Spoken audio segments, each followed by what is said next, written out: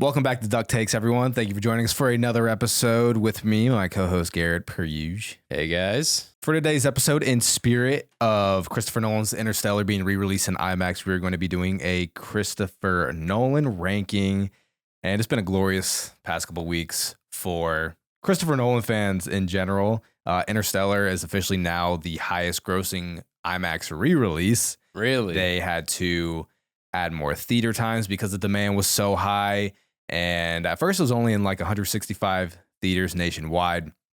Decided to add more show times, seeing how jam-packed every showing was. Yeah, and it's like an extremely popular movie. I don't know why they like kind of started lower. It's like, man, you should have known what to expect for Interstellar. I feel like it came out at a perfect time too, because there's like, I don't know, there's not a whole lot in theaters. And honestly, a lot of the award season movies have been terrible for the wide releases this year between like Anora, Queer, The Brutalist, that sort of thing. So like, yeah, it's kind of a perfect time for. So people were just like, give us some real cinema back in theaters right now. At least for IMAX. Yeah. I mean, Wicked and Gladiator 2 were they were hits. They were hits. You can't deny. But yeah, it's been awesome going back and seeing Interstellar in IMAX. I've seen it twice in IMAX now. Once saw it at two different locations because the one at first the first showing that I saw wasn't showing it at the theater closest to me. I'm kind of glad I did, because when I went and saw it in IMAX the first time, that screen was big, man. It was really big. Yeah, honestly, I think I'm getting too used to Regal. Like I just go there all the time because it's quick and easy, and plus we have the Regal pass and everything, so it's just like boom, get it on my phone, hop over real quick. Well, it's like a 10-minute drive. Other theater I went to was a Regal. Was it? Yeah. Oh, can we? But we can use it. No, we can use it anywhere. Does it go to every? Oh, it does. All right. It does. Is that one a little further though? Yeah, it's by your work actually. So. Oh, that is far. It's right down the street from your work. Maybe I'll go see a late night showing after a shift. Dude, you should try to see something on that IMAX screen. Did you see Spider-Man No Way Home on that screen? Is that? I don't think so. Is that where we went for No Way Home? I thought we all did. We did that all as a group. You saw it at Epic. Yeah. But we also saw another showing at The Point, but I don't think you were there for that one. I don't think so. And yeah, it's definitely worth a viewing on that screen. It's bigger for sure. Because yeah, I'm getting used to the IMAX. You're getting auditorium. Spoiled, man. I am getting spoiled. Because honestly, I normally just go see it in regular. I don't really go. I don't really do. Okay, like there's certain movies where I will for sure do the IMAX experience, especially when it is something like Christopher Nolan. But if it's not like a director that like notably uses IMAX for a lot of their movies and like knows how to make the most of that sound, right, then I don't really care enough to, you know? No, I know what you mean. And it's for like, sure. Yeah, and it's more expensive. It's like, yeah. Shit adds up. Yeah, that's why I got a lot more excited when Interstellar was coming to IMAX, because I know the sound, the music, the picture was all going to be utilized to its max potential. Mm-hmm. And so now I've officially seen Interstellar 3 times in theaters. I saw it in theaters for the first time earlier this year. It wasn't in IMAX though, although they did crank up the volume pretty loud. So it was still great able to, experience that in theaters. And then when they later announced that it was going to be re-released in IMAX in the fall this year, wintertime, I was like, oh yeah, it's go time. Mm-hmm. And it was worth the wait.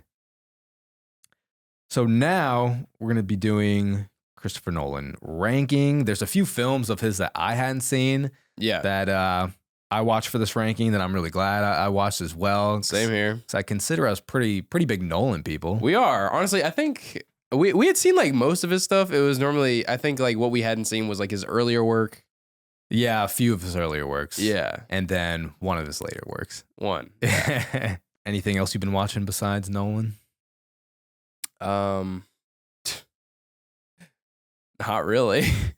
That's all I've been doing the past few days, trying to. What about before then?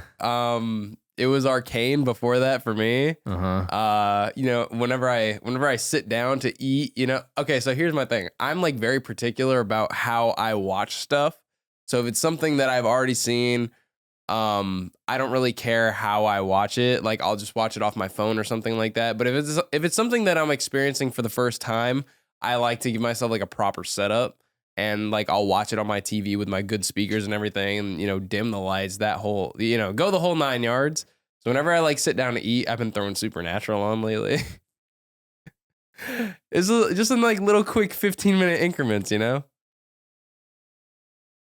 gotta watch more movies, man. Yeah, I know. Jesus. But dude, okay, I'm not gonna throw on a movie every time I sit down for lunch, though. You know what I mean? Christmas movie or something. What? Have you watched any Christmas movies? I haven't. No. We're gonna have an award for Garrett, worst movie talk creator of 2024. Okay, is it me or does like the Christmas spirit is it not in the air right now? I don't feel it in the air like I normally do. That's only you. Maybe because you thought you were gonna be moving this month. It may be, yeah, dude. I haven't had any decorations at the house, and then my roommate just recently put them up. Because we thought we were gonna move, so the house has just been like it's been an average Wednesday around, Well, I've been watching some Christmas movies here and there, also some 2024 movies. I will say, like, I could use an Ugly Duckling right now as Christmas with the Cranks.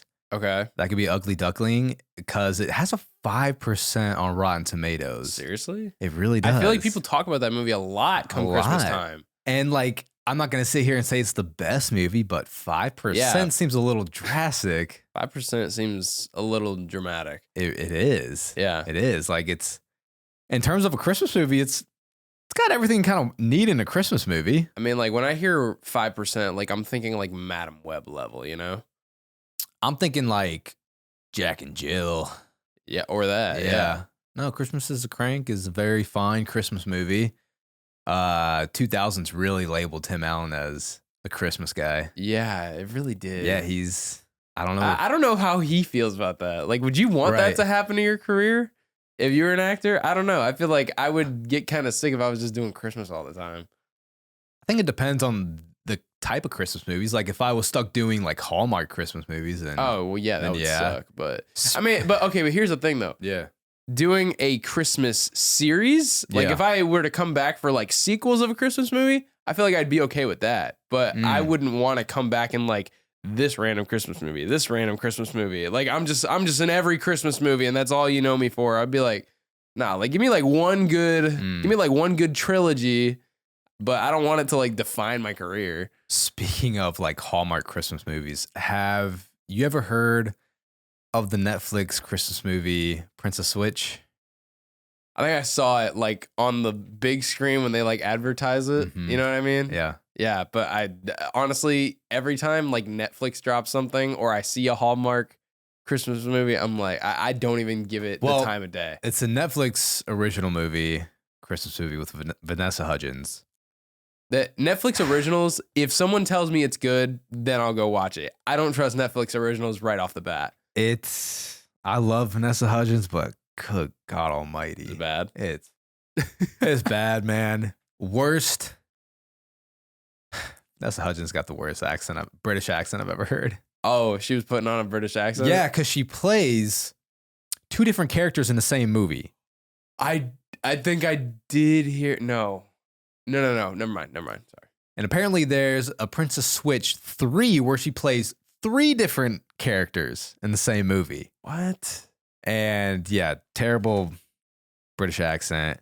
So the movie is like her character, she's a small-time baker in like Chicago. Uh-huh. But she's not happy with her life. And then there's a not even twin, just like a doppelganger, a person that looks identical to her. Yeah. Who's part of like a royal family. She's a princess and she's unhappy with her life. They run into each other. They realize they look identical, but they're not twins. And they're like, hey, let's switch lives. What the fuck? Yeah. So then they go around pretending for a few weeks that they have each other's lives. And it's just terrible plot after terrible acting after terrible execution. Jesus. But it's a hit. Is it though? I think so. Yeah, I swear, the plots for Christmas movies get wild. They do. You Like, could do a lot. But they don't really make Christmas movies like they used to, though, you know? like, what do you mean? Like, I don't know. I feel like It was more simple stories. there was. I mean, not even that. I mean, like, if you I feel think like they about were it, just taken more serious, also, you know? yeah, like it wasn't Like, I don't think Christmas movies are taken as serious. I feel like the most. like there's not as much effort put into them. Right. I feel like the most dramatic Christmas movie in recent years would probably be The Holdovers that came out last year. Yeah, Which was a great yeah, movie. Yeah.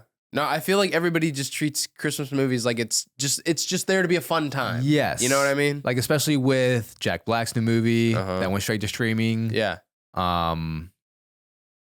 Where, Red One. Yeah. Yeah. Where, Like you can tell it's just like the story is not the important part. It's the actors that you get in it, and everybody's just kind of there to do their thing, and it's not so much about learning the a essence like of Christmas. yeah, like no one's learning a lesson. Yeah. It's just yeah.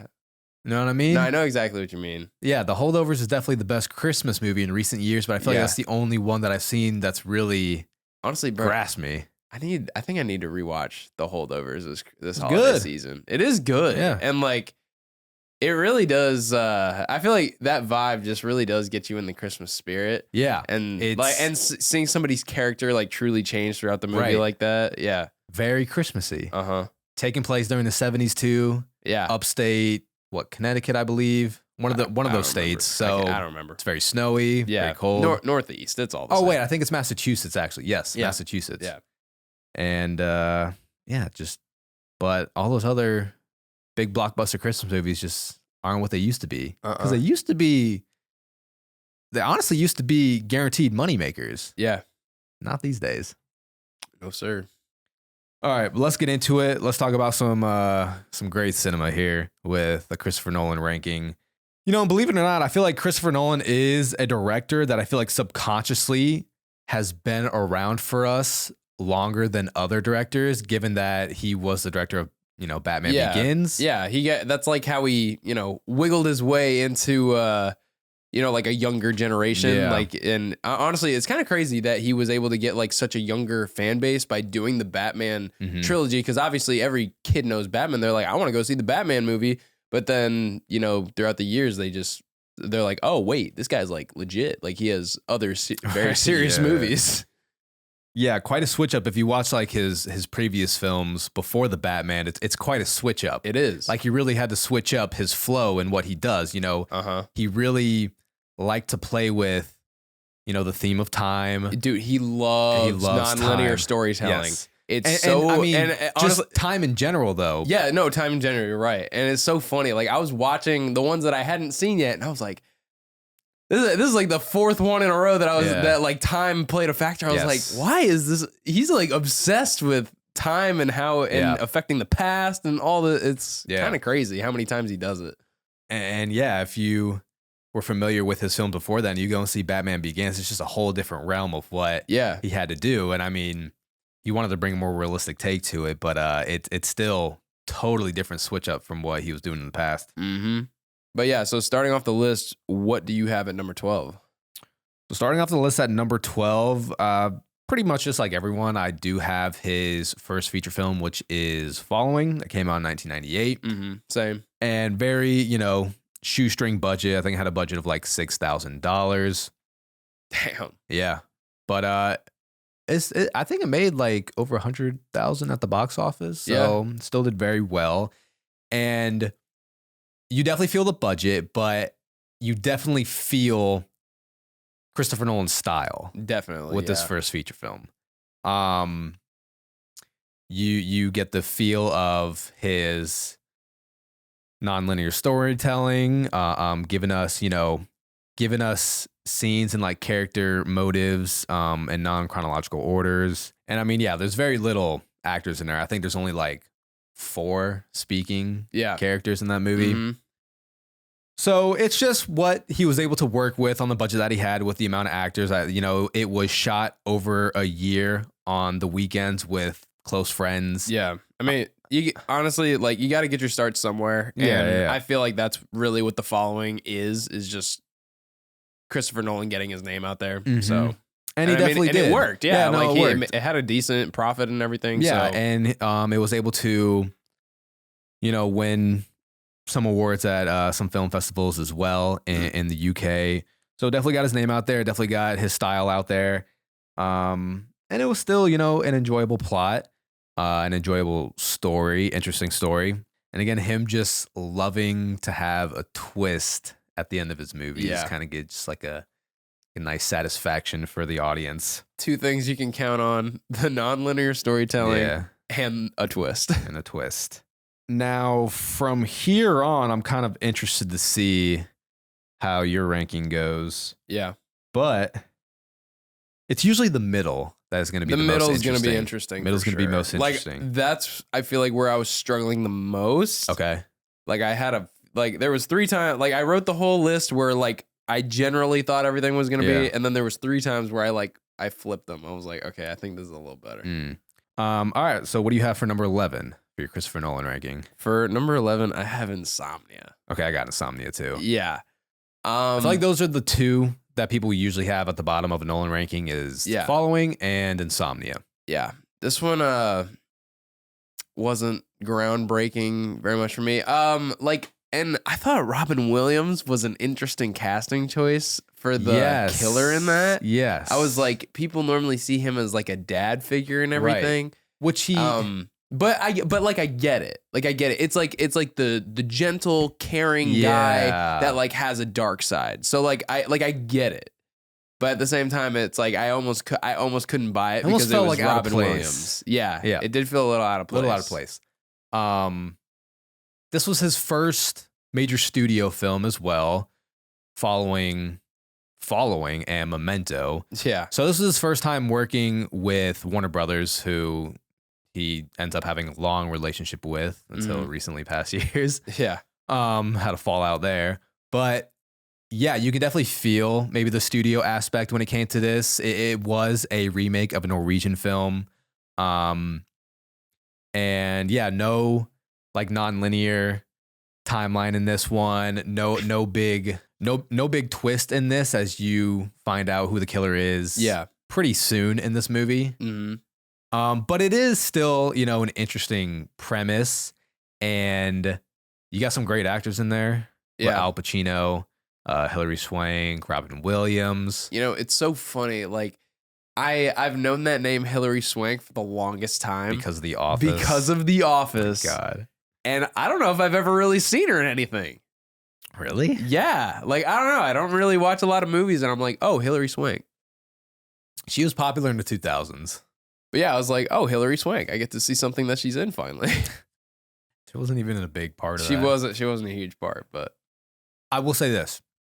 Al Pacino in Insomnia, I think that is like the best performance I've seen someone give off insomnia and tiredness, like a progressive state of insomnia. He did a fantastic job. Like I felt tired myself. Yeah, bro. Watching like, Insomnia. He was like so exhausted the entire movie. So exhausted. And it's funny. I feel like, so you know how we talk about how like Nick Cage is very Nick Cage when he acts? Yes. I feel like that's the same. Like Al Pacino kind of has his same thing. He does. But it was like I didn't get that from this movie. Okay. So I liked that about Insomnia. I was like, okay, this is Al Pacino, but it's not like Al Pacino, Right. Like his like usual monologues and stuff. Yes.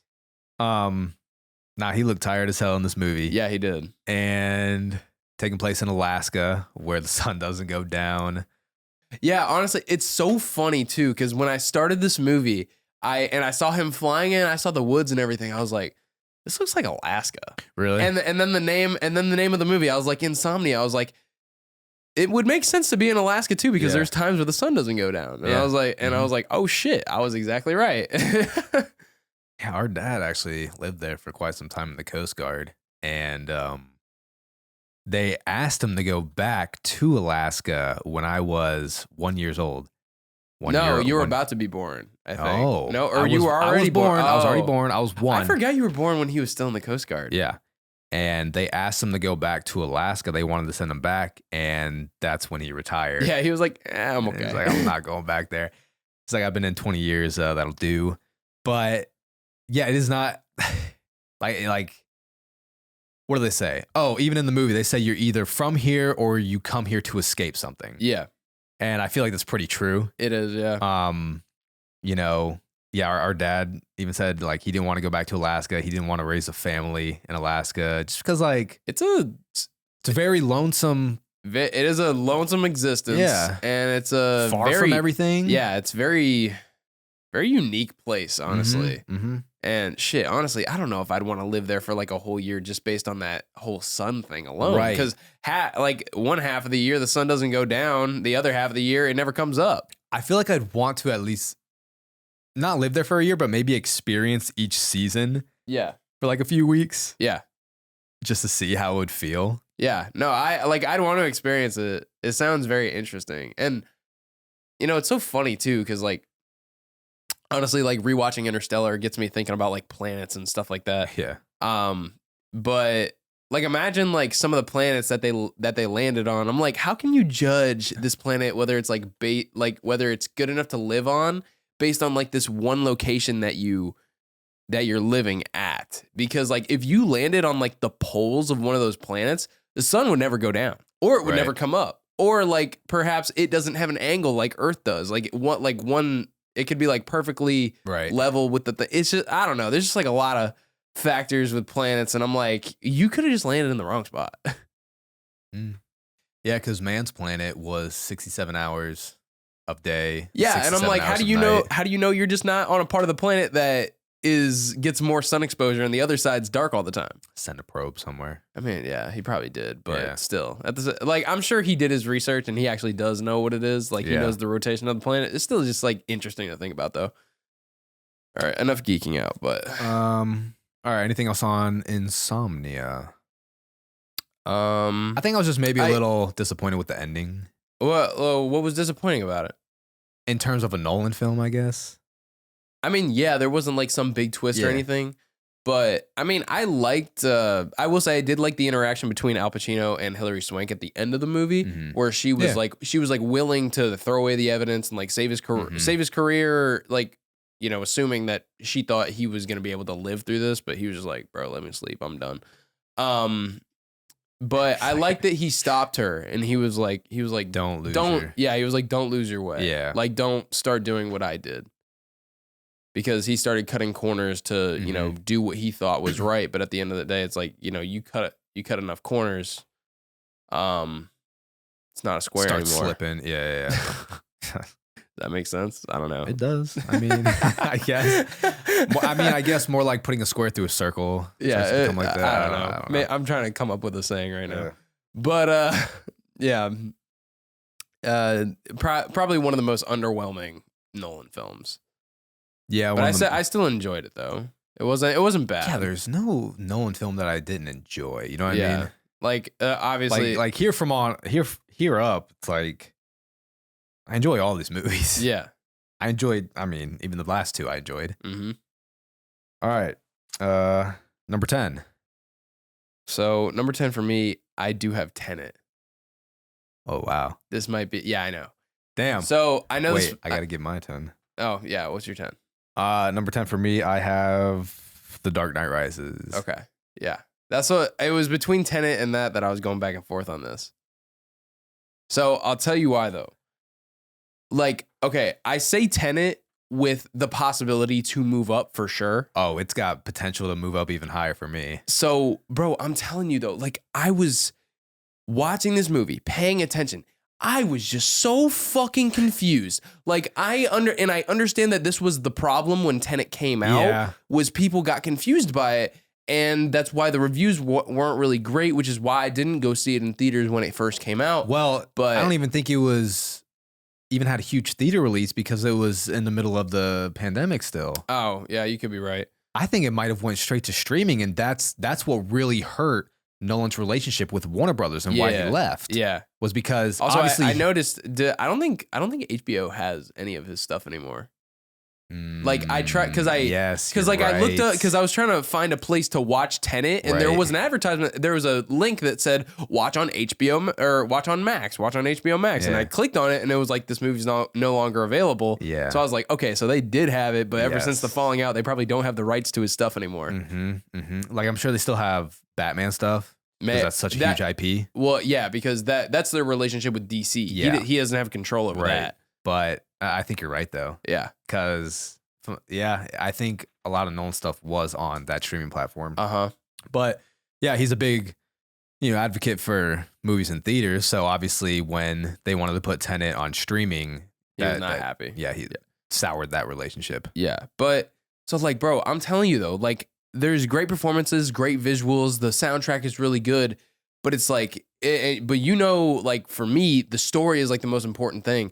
And like, bro, like I'm telling you, for like the first half of the movie, I didn't know what they were after. Trying to figure out what's going on. I was like, what? I'm like, I get you're like doing all these secret missions and shit, but like, what the fuck are you trying to get? Mm-hmm. What is your plan? What's the end of the plan at the end? Like, I don't know how I felt about like the bad guy, like how he had this thing connected to like his heart, like he had it connected to his heart monitor, and like when he died, the world died. It was a lot going on. It was very hard to grasp for me, which made it not feel like as real, and the weight of everything didn't feel as real. Mm-hmm. And even like some of the action sequences with the reverse time looked a little goofy, if I'm being honest. Well, they like make sense towards the end of the movie. Yeah, and they choreographed all that stuff to look like they didn't film it in reverse. They acted it in reverse, and they even some of the dialect they had to learn how to talk in reverse. Yeah, like it wasn't the audio reverse; they spoke in reverse. Interesting. So very interesting. Very Nolan wants to do everything like as close to the source as possible. Yeah. I mean, even the 747 explosion. Yeah, no, that part was awesome. Real. Yeah. Real. Dude, the second I saw it, I was like, this is Nolan. That's 100%. That there's no CGI here. I know it's not. Just outright bought a 747 and used it to crash in a building. So, like I said, like, everything around the movie is very good. Like the story itself. But it's like the story, like that it just wasn't grabbing me. And like I said, it was just hard for me to understand. Like again, upon a rewatch, now like kind of knowing like how this works and just having a little bit more knowledge about it, I might enjoy it more upon a rewatch. But at first I was just like, what the fuck is happening? A lot of people say it's better on a rewatch. Yeah. But yeah, 10 Dark Knight Rises for me. I think one thing that definitely hurts the Nolan Batman trilogy is the fight choreography. Yeah. In terms of like, we're looking at it as a Batman movie. Yeah. So the choreography is like you go back and watch and you're like, yeah, Dark Knight Rises hold up the best. Dark Knight Rises, there's a lot of scenes where you're just like, yeah. And I think of all the Nolan Batman movies, The Dark Knight Rises might have like the worst fight choreography. Now it has one of the best fights. Yeah, it does. With Batman and Bane's first encounter. Yeah. No, that fight is awesome. That fight is great. Yeah. And the dialogue back and forth between them during that fight is so good. Dialogue is great. And I think another thing that really helps that fight scene is the lighting in that scene as well. Yeah. But when you take Batman and Bane and place them in a broad daylight, and it's like a war between Bane and the city. It just, like no one's touching them around them. Yeah, it's like you know what? Yeah, they got it. Let's do the 1v1. Yeah, like just let them have their 1v1. Like what? No, bro, that ain't happening. But the 1v1 earlier was fantastic. Yeah.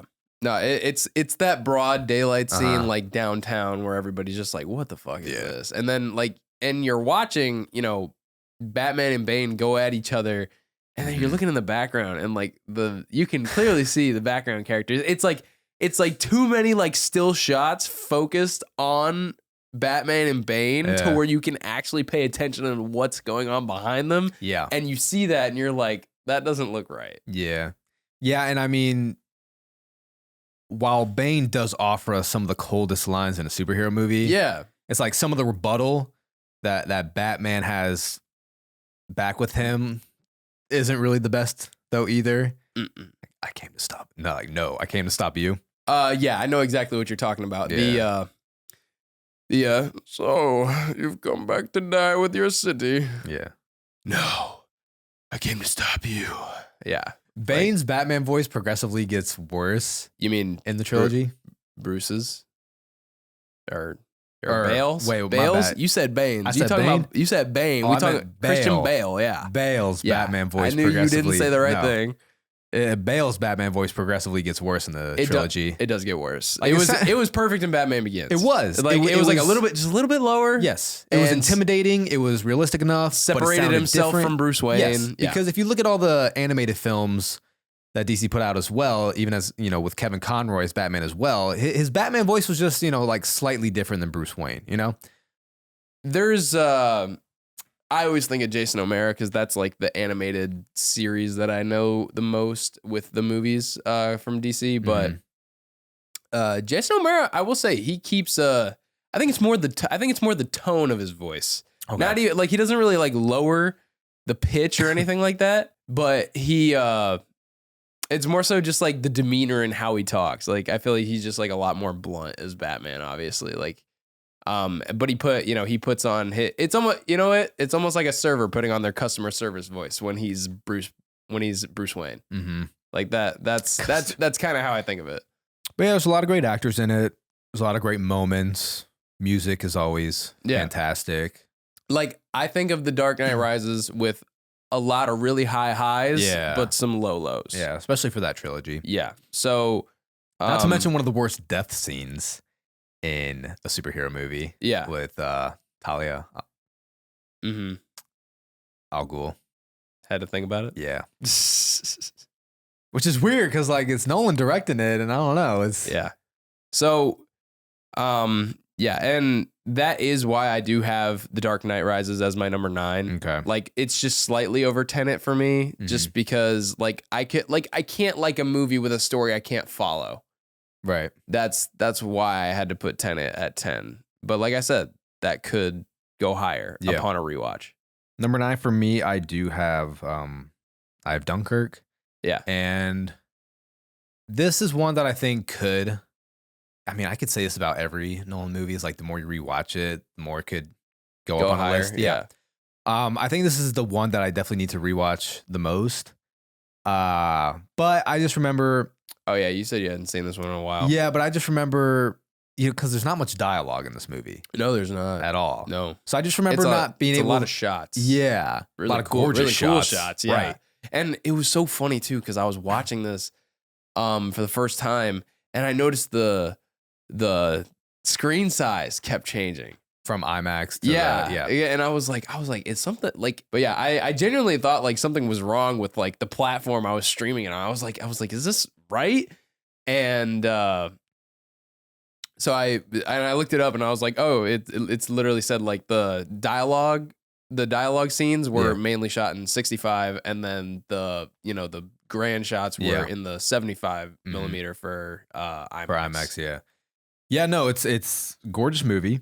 Cinematographer Hoyte van Hoytema, which is a frequent collaborator with Nolan. He did Dunkirk, Tenet, Interstellar, Oppenheimer, and am I missing one? I believe one more, or maybe that was it. Let me see. Oh yeah, 4 movies: Interstellar, Oppenheimer, Dunkirk, and Tenet. But he does have some great other work as well. He was the cinematographer for her. He was the cinematographer for Nope. Gorgeous movie. Nope has really good shots. Ad Astra and The Fighter, actually.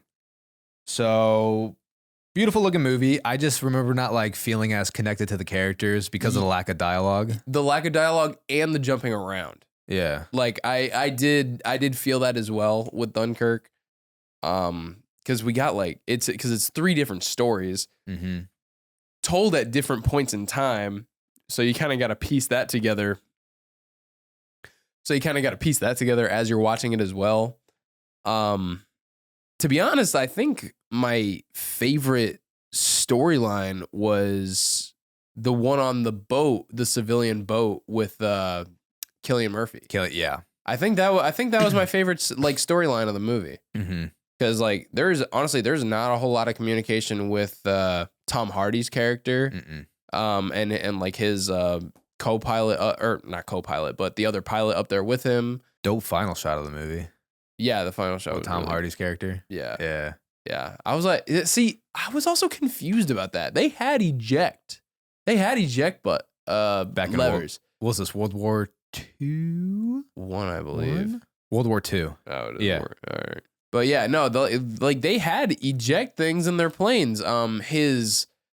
His buddy didn't use his. Like he chose to like land in the water, but then his plane got messed up and he couldn't get out, so he almost drowned until the civilian boat came by.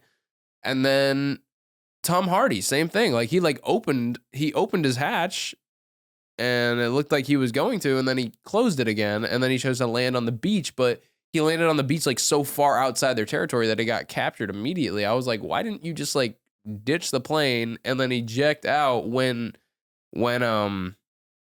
he was above all of his allies there, waiting to be picked up at the shore? Isn't there a reason? There might be a... I don't know. I just didn't understand why he did it. Pretty unique film, though. Yeah, it is. All right, let's move on to number 8. My number 8 is Dunkirk. It is? Okay. Yeah. Like, I feel like we're going to be like playing catch up now until we get to Tenet for you. Yeah, pretty much. Number 8, I have The Prestige. I knew you were going to be a Tenet bitch. I knew you would. I knew you would, bro. Like, honestly, I was watching this. I was just like, this seems like something Blake is gonna just like it. Honestly, and the second I'm gonna eat up. The second you told me that the score was so good, I was like, that right there. I was like, that right there. He's gonna like put it in the top 5 just because of the fucking score. I don't say this lightly. The Tenet score might be a top 5 score of the 21st century. It's really good. It's so good. Like Ludwig. Ludwig. No, Ludwig. Oh. It was amazing, Ludwig, and he had to. I don't even know if that score got nominated. I hope so. I could be wrong, but I know he didn't win anything for it. And what's crazy too is because that movie happened in the height of COVID, they couldn't record the orchestra all together. He had to record each person individually in a studio and at his house and piece it together. That's ridiculous. Yeah, and it still came out that good. Jesus. Right. But number 8, I do have The Prestige. Okay. And wait, what'd you have a number? And you had, and I had Dunkirk. Okay. Which we just talked about. But and yeah, the score for Tenet, I had heard it before, and it was from like the freaking football edits. Yeah. I told you. People use it for the football edits all the time. Yeah. And it's pretty badass. It is. It's like, a badass score. It works. So it is a beautifully composed score. But The Prestige fell to number 8 for me. That was my number 5. Yeah. It used to be my number 5 before I saw a few other Nolan movies. And I know 2 of them that went above it. Yeah. Like, I don't know. It's still a great movie. I guess it's just one of the Nolan movies that I don't think about as often as the other ones. Yeah. And also, like, you know, we talk about the Christopher Nolan reveals, and I feel like this reveal was like, I feel like it should have felt more impactful than it was. I don't know why. Like, it just it didn't hit me like some of the other ones did. And I know I'm not gonna spoil this reveal. Yeah, no, like it kind of ruins the whole movie, right, for this one. But if you do know before watching it, yeah. Like, I still enjoy it, and it is a good reveal. Like, I think it's a very interesting concept. Yeah, but I don't know. I guess like I was expecting something a little darker. I don't know. I don't know what I was expecting. But Nolan and Bale were fucking busy bees together. Yeah, during the 2000s. Yeah, they were. It's like Batman Begins 05, Prestige 06, Dark Knight 08. Took a break with Inception. Yeah, and then Dark Knight Rises in 2012. Killing it. I wonder who's his most collaborated with actor. Because you got Bale, Hardy, 4. No, I think it's is it just 2? No, it's Cillian Murphy actually. It is Cillian Murphy. It is Cillian Murphy right. with 6. Yeah, if I'm not mistaken. Yeah. But Oppenheimer was the first where he was the lead of the movie. Yeah. But I mean, a lot of directors do that too. They got their go-to actors. They got the go-to crew members, go-to cinematographers, go-to composers. Yeah, honestly, and I think he didn't. I feel like he probably didn't give Cillian Murphy a starring role simply out of the fact that maybe he just hadn't found a role that he thought was perfect for him yet. Until Oppenheimer. Yeah. You know, like, because obviously, you know, like directors have their actors that they love. Mm-hmm. And, you know, seemed like he obviously did like having Cillian Murphy a lot because he was in the most movies, but, you know, just never got that starring role. Yeah, because Nolan's another director who usually likes to write his scripts for people. Yeah. I'm saying in general. Yeah. No, like every new movie that I watch, I was like, it was like written and directed by Christopher Nolan, or also written by his brother. I noticed, Jonathan Nolan. Mm-hmm. Yeah, I think it's pretty cool. You know, he has his brother there to help write, you know, the films for him. I know his brother helped write Memento, Interstellar, and then his wife Emma Thomas, who has produced every single one of his feature films. So It's been a long road, and little family affair. Yeah, they have their production company, Syncopy, that you see before every one of their movies. So yeah, it's cool stuff. For some reason, whenever I think of The Prestige, like I feel like it was so random that Scarlett was in that movie. For some reason, I forget she's in that movie. Right? Honestly, I really do. She plays a crucial part, though. Yeah, she does. But like, I always forget she's in that movie. I kind of do too. Are we on number? That 7? was your number 8, right? That was number 8. All right, you say your number 7 first. Okay, you can relax now. Number 7, I do have Tenet. All right, Jesus. So it's not top 5, but it could eventually move into top 5. Yeah, for you for sure. Yeah. What's your number 7? My number 7 is The Prestige. Okay. Like I said. Okay, so that dropped a little for you too. Yeah, I did actually. Yeah. Yeah, I know Tenet has definitely its mixed reviews, which I can definitely understand too. Mm-hmm. And sometimes people are like, well, it's best to not try to understand a Nolan film sometimes, and just to feel it. Believe me, like, dude, when I was watching Tenet, like the whole time thing about it, I was like, I wasn't even trying to figure it out at that point. I was just trying to like piece together some kind of story that my brain could follow. Like, I wasn't even worried about the whole time travel thing. And I was like, I wasn't like, well, if they're going back in the past, like running their former selves, like I wasn't trying to do any of that because I knew there was no point in trying to figure that out. But at the same time, it was still just as confusing to me.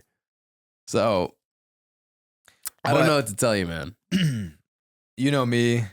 The score is a crucial part for me. Yeah, that automatically bumped it up over a few movies. Yeah, I'm sure it did. Yeah, it's oh my god, score is great. It really is. But you know what's funny? I don't get how that's how you rank movies. I don't get it. Like, believe me, a score is the difference between making a good movie great. Yeah, like I think that's what a great score can do, but. It's like if you throw a fantastic score on top of a 2 out of 10 movie, that doesn't make it 5 out of 10. Like, to me, like, I mean, it could. The only thing I think it does is just like elevate good movies. A good score elevates good movies. But it, like, if the story and everything else and the acting is shit, just be like, sure, maybe I'll listen to the soundtrack on a different day, but that doesn't mean I'm going to like this movie more just because the soundtrack's good. Yeah, I mean, if the acting is shit and everything, it's not going to save the movie. I agree with that. But, like, the way you piece together and edit scenes with the music, I mean, can take it to a whole nother fucking level. I mean, just look what we were watching the other night with the docking scene. The whole coward sequence in Interstellar, where we're learning about Dr. Mann lying the whole time, and McConaughey's Cooper finding out about that and piecing that together with Murph, deciding that she, her turning around and burning down the cornfield, going back to the house, and that whole sequence with the music was just like, holy fuck, whoa. It's insane. Yeah. It's just gorgeous. And Tenet was another one of those movies where, the music just, for me, elevated some of those scenes that much to where I'm like, holy shit, this is fucking badass. And again, Nolan with his love for time. Does have a love for time. He does have a love for time. I'll tell you what, I do love the actress Elizabeth Debicki. Who played The The wife. wife, yes. Yeah.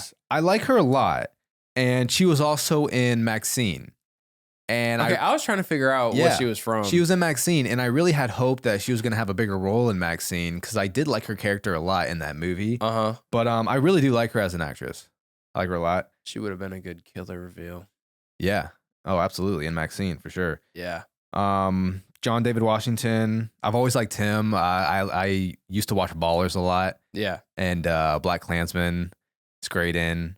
Robert Pattinson, honestly, is just becoming one of my favorite current actors right now, man. I need to do a deep dive of Robert Pattinson's catalog. His catalog is sick. Yeah. It's since Twilight, he has quite the extensive catalog. He really does. And I feel like he did it so under the radar until like recent years. Like people are finally starting to take notice now. Oh, for sure. I mean, he did a lot of, those indie films. Yeah. A24 movies, with like Robert Eggers and Safdie brothers. And Tenet is clearly a big, studio movie, but and then the Batman after that. So but he still is not afraid to go ahead and do indie film still. I feel like he's just at the point in his career. He does he's just doing likes. what he wants. Yeah. So I think Tenet is one of those Christopher Nolan movies that upon a rewatch, it could move even higher. And I like Tenet. All right. I mean, yeah, I liked, I thought it was very interesting how like we end up finding out that they were like fighting themselves and that freaking Robert Pattinson, his character, like he knew about this the whole time. And he's like, this is the end of our friendship for me, but the beginning for you because he's gonna keep going back. Yeah. Because he's gonna keep going back in time. It's very interesting. It is. It's did you see that I think it came out like last year, but it was this one lady, it was this one trainer. It was like this Peloton trainer. And she was like, doing a remote training video. Yeah.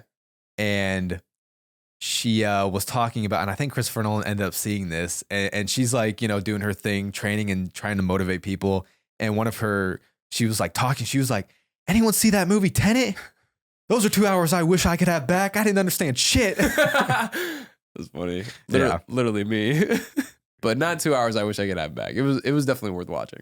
Yeah. Number 6. At number 6, I do have Batman Begins. I also have Batman Begins at 6. Yeah. It's a good spot for it. I think so. I think even if you had in your top 5. Yeah, I wouldn't be mad at top 5 either. At all. I almost had it in the top 5. Yeah, I think Batman Begins honestly just gets overshadowed by The Dark Knight. It does. Because Batman Begins is still fantastic. It is. I love Liam Neeson's performance in that movie. I think he's a great villain. It's a great origin story. One of the best origin stories in a superhero movie. I agree. Yeah. I think the best origin stories that we see in our live action superhero movies is from Batman Begins, Spider-Man, Captain America is a great origin story in my opinion. People sleep on Captain America. Captain America, Captain America: The First Avenger. It gets a lot of hate recently. It does, and I don't understand it. I don't know why either. I remember first watching Captain America: The First Avenger and being like really impressed with it. It's a good origin story. It is. And do you remember? I think I was saying it to you when we first walked out of the theater too. It was so long ago, but I don't know why I remember it so vividly. But I was so impressed with the he was like, no, I was at that baseball game. Like, I don't know why I love that. I loved that part so much when he was like realizing that this was all like a facade. Yeah. I don't know. I don't know why I love that part so much. Iron Man was a really good origin story. So I'd say those are some of the better origin stories when it comes to superhero movies, but Batman Begins is like right at the top when it comes to origin stories. Yeah, and we got Cillian Murphy in there playing Scarecrow. I like him as Scarecrow a lot. This is the first collab that we see with Hans Zimmer and Nolan. Yeah, and gives us a fantastic Batman score. Yeah. What's it called? Molasses? Yeah, Molasses. Yeah. Fantastic. And Gary Oldman as Jim Gordon. Yeah, bro. Like, people sleep on Batman Begins, but Morgan Freeman as Lucius Fox. Yeah, like this had a stacked cast. And also Katie Holmes. Katie Holmes. You know? who gets replaced. But Yeah. and even the bat suit. Like I liked the bat suit in this one too. I think it was like it was. Do I like it better than the? I was gonna say, do you like the Batman Begins Batman suit or the Dark Knight Batman suit? I like different parts of each one. I think as a Batman suit, I'd go with the Batman Begins suit. Yes, for the suit, for sure. Batman Begins. I think. I feel like it could have used a little bit more detailing because it was to me it was just like too much black. Right. Like, it was just straight black. But I feel like there were parts of the cowl that I liked. Like I did like the maneuverable neck. Like that part like made sense to me. But I feel like as far as like the mouth area, they never quite got that down. In the Dark Knight. In the Dark Knight or in the first one. Yeah. Like they never quite got that part down. But I do like the Batman Begins suit a lot. Yeah. He's like bulkier. Yeah. Yeah. Dark Knight, he's skinny. Well, I think he was just bulkier in general. He was. Because he got jacked for the first movie. He got up to like 225 pounds for Batman Begins. He got like too heavy. And then the Dark Knight and Dark Knight Rises, he was like 190. Yeah. It was a lot of muscle that he lost for both those movies after the Batman Begins. Uh-huh. Well, because, obviously he did The Machinist and was a twig. And gained 100 pounds after that. Gained 100. My God, bro. For Batman Begins. That cannot be healthy. No. Cannot. Even though it's healthy to like put on the weight and eat right, but to have that drastic change. Like that quickly, he did it in like, what, the course of like... I think 6 months. 6 months, yeah, something like that. My God. But yeah, Batman Begins is just a great origin story. And honestly, I really do think it's Liam Neeson's performance that also keeps it up there at like the higher spot of Christopher Nolan's movies in general. Yeah, and Batman movies. Like, I would easily have this as a top 3 Batman movie between this, The Dark Knight, and the Batman. Yeah. But again, I think it's just one that gets overshadowed because we have The Dark Knight and Heath Ledger's Joker. It's so good. But make no mistake, Batman Begins is fantastic. Mm-hmm. And like we were saying earlier, a huge switch up from what Nolan was doing at the time with his form of storytelling, his style. And for such a different switch up, like he nailed it right on the head on the first one. You know, and I'll say this too. I think Batman Begins is Nolan's best Gotham. I think after Batman Begins, it becomes too city. Yeah.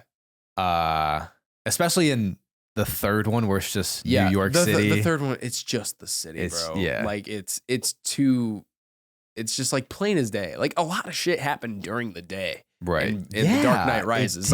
For a Batman movie too. Yeah, for a Batman movie. And it's like, dude, this is called The Dark Knight Rises. Like The Dark Knight.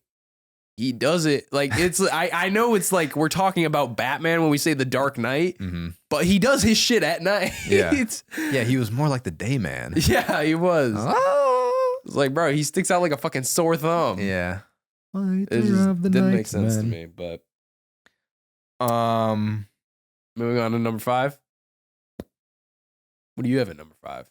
Number 5. I wonder if we'll have the same top 5. It's possible. It's gonna be close. Number 5, I have Memento. Yeah. I love. You do too? I love. Yeah. I have the same one. Yeah. I loved Memento. It's great. Honestly, I will say, I think this is his best use of nonlinear storytelling. Would you agree with that? Well, let me think of the movies. So we have nonlinear storytelling between Following, Memento, Tenet. I don't know if you want. I would say Interstellar, but not really. It's a different use. Because it's more about like affecting the past. Right. Yeah.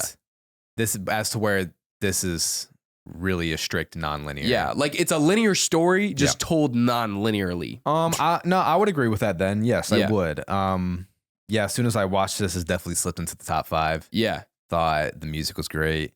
You can feel like the indie budget in this, but it's used very well. Yeah. It's grittier than his other movies. It's darker than his other movies. Yeah. No, I really liked it a lot. And, you know, as soon as you think you like kind of had a hold on like what was happening, you're like, wait, you can't really trust anything that you'd seen. I know. You can't trust it because you're seeing it through the eyes of a man who can't remember shit. Yes. Incredible plot. Yeah. Where a guy who is suffering from a form of amnesia where he just can't create new memories. It's not amnesia. It's not amnesia. He said he was very clear about that. Right. He has a condition. But yeah, no, it seems like it seemed like he lost his memory.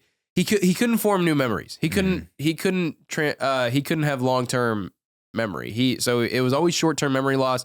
He knew about his life. He knew who he was. He knew who his wife was up until he had this accident. And then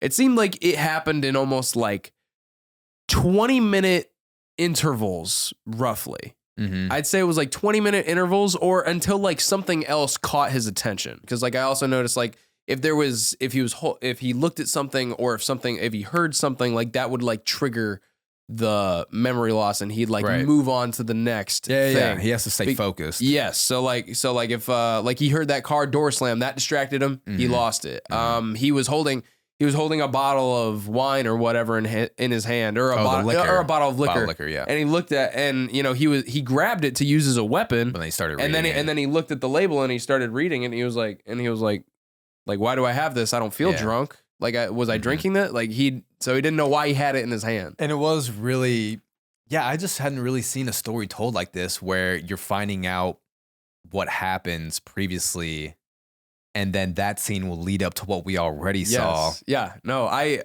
really loved the way this movie was done. Yeah. And at first, when I first started watching it, I was confused. I mean, I think the beginning of how this got told would confuse anybody. You're like, what the fuck is happening? But honestly, like once you kind of got into the rhythm of how the movie worked, you were like, okay, like I'm going to learn how this happened in a few minutes. The music was really good too. Music was good. Dude, you always go to the music. That wasn't even something I really paid attention to. I mean, I agree. Like, I think this, it was like, it built suspense really well. It was like because I just remember that feeling. Yeah. It was like a quiet subtleness that would like just kind of keep you anxious. Yeah. Keep you, wondering what was next. Yeah. And fuck, man. And it got dark quick. Yeah, it did. Like, well, I mean, it started off dark. Yeah. Started off with a freaking murder. But this is definitely one of his darker endings. Yeah, it is. Mm-hmm. And that I think that's also what put this in the top 5 spot. Like I thought he could at least trust the notes. That's what he knew. He knew he could trust those. And we couldn't even trust our main character. No, he fucking. I'm gonna spoil the ending right here because like if you don't know the ending, like I would be disappointed if somebody told me this. Right. So maybe skip like 60 like seconds. Skip like whatever, couple minutes, whatever. But he literally lied to himself on his pictures that he was writing on his Polaroid. And on his Polaroids, and he literally lied to himself so he would have somebody to kill. Like his whole thing was finding John G, the killer of his wife, and avenging her death. And he lied to himself on the notes to give himself like a sense of purpose. Like he just wanted somebody to go after and have this mission. And the entire time you think that Teddy is the guy he's actually after. But no, he just found a reason to go after Teddy and kill him because he wanted that sense of purpose. I'm like, what the fuck, man? I mean, and a great line with how am I supposed to heal if I can't feel time? Yeah. And you think about it, and it's very true. What is the main thing that people tell you when time you're heals hurt? all wounds? Time will heal. Yeah. And if you can't feel that time. Yeah. Like you're just going to constantly feel the effect of your wife's death. Right. Which is crazy. Is that like, honestly, and it does make you think hard about like how much memory does affect your life. Yeah. Like, my God, like, could you imagine not being able to remember anything? I know. That's like, at least like new memories. How do you live like that? Yeah. Yeah. It's crazy. You can't live like that. Honestly, he was driving. And when he was driving in the movie, I was like, how are you remembering like to know where you're going? Like, I get that you have stuff to remind yourself, but like, say he was in like a new city. I'm like, how do you remember where to go in this new city? You can't. I also really love Guy Pearce. Yeah, I like Guy Pearce. Guy Pearce was really good. And when I was watching Memento, I was like, Did I miss the part where Guy Pearce was like a huge Hollywood star? Possibly. But he never really was. Like, he never got to the status that he should have been, you know? And it's, you know, quite a coincidence that like I watched Memento, and then right after I saw this tweet from Variety, this article saying how, you know, Guy Pearce says he never worked with Christopher Nolan again after Memento because a Warner Brothers executive didn't believe in me as an actor. Talking about Guy Pearce. Yeah. And he goes on to say that there was an exec at Warner Brothers who quite openly said to my agent, I don't get Guy Pearce. I'm never going to get Guy Pearce. I'm never going to employ Guy Pearce. What was not to get? I don't know. So in a way, that's good to know. I mean, fair enough. There are some actors I don't get, but it meant I could never work with Chris. They flew me out to London to discuss the Liam Neeson role in Batman Begins. And I think it was decided on my flight that I wasn't going to be in the movie. So I get there and Chris is like, hey, you want to see the Batmobile and get dinner? And after watching Memento, I was like, yeah, what do you mean I don't get Guy Pearce? Like, he was fantastic in Memento. And I'm like, yeah, he's got some great star status here. He does. He really, because Memento, there's only a handful of characters, and Guy Pearce really held my attention as the lead in this movie. Yeah, he did. See, but I mean, he did hold my attention as the lead, but also, like, was it him holding your attention, or was it the nonlinear storytelling of not knowing what happened previously and like wanting to know that held your attention? I mean, I would say because I feel both. like that storytelling is probably what held my interest the most. Yeah, but again, yeah, no knock to Guy Pearce though. Like, I loved his performance in it. Well, I think it was also Guy Pearce's. Honestly, I think a big thing was the way he looked in this movie. Also made me more curious about Guy Pearce because you saw him in the flashbacks and, you know, he was an insurance guy. He wore suits. Yeah. Combed over, gelled hair. It's a very like put together dude. And then here he is in present time with like this messed up hair. He's got these random tattoos everywhere to help him remember shit. It just like made his look, honestly made his character more interesting as well. Yeah. Guy Pearce. But also, yes, I think, speaking of Guy Pearce as well, because I saw a tweet, he wins Best Supporting Actor for The Brutalists at the 2024 Southern Eastern Film Critics Association Awards. I feel there's so many awards that I'm not even familiar with, but I feel like we're going to see probably The Brutalist and a Nora sweep here with Oscar season, award season, because, dude, I'm telling you, I really thought Dune Part 2 was going to be like the Oppenheimer of award season this year.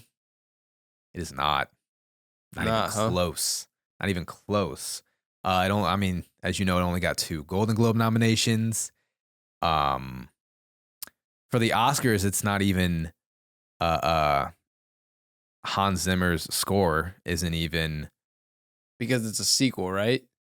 Because it uses the same themes from the first one, yet we can have John Williams nominated for Indiana Jones 5, Dial of Destiny. I don't get that. So I don't get that at all.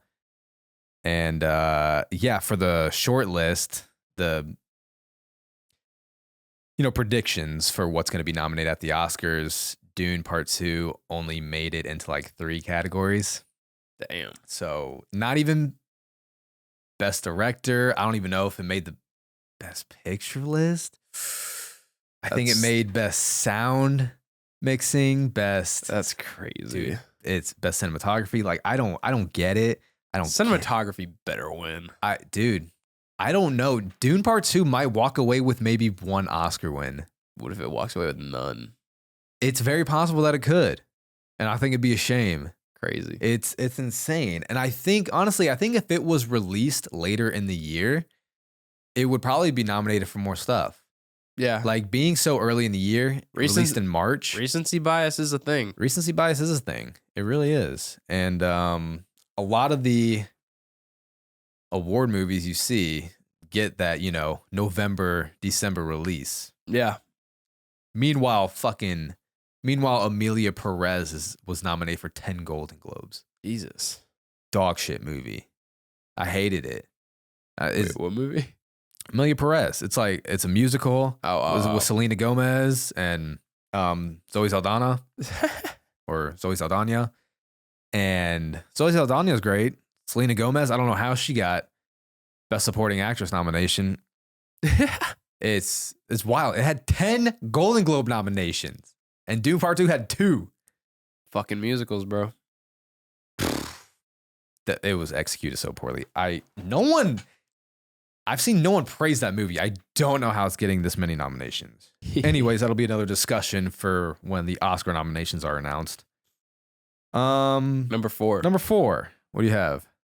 Inception. I also have Inception. Yeah, I feel like we might have the same top 5. We might.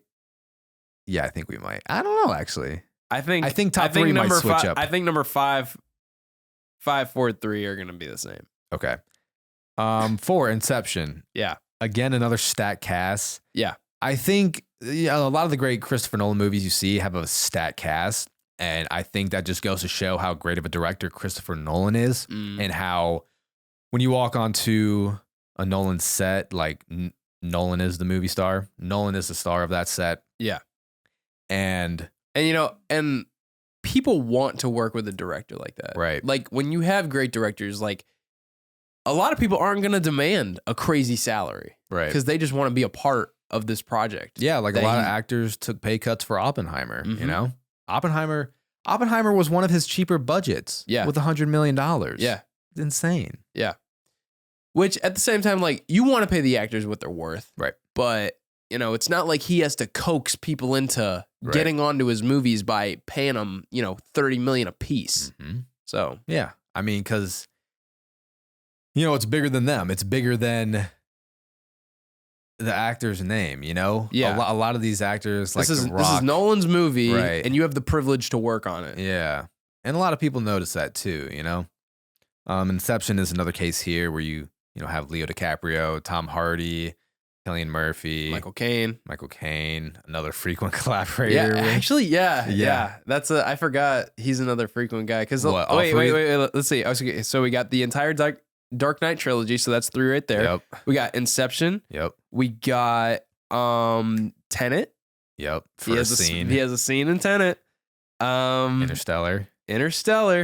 He might be more than Cillian Murphy. No, I think that's it. Is that it? I think him and Cillian both have 6. Okay. Yeah. Is he in The Prestige? Wait, is he in Dunkirk? Wait. When would he be in Dunkirk? That's like one of the generals or something, or one of the... I don't think so. Let me just go look at the cast real quick. I don't know if he's in Dunkirk.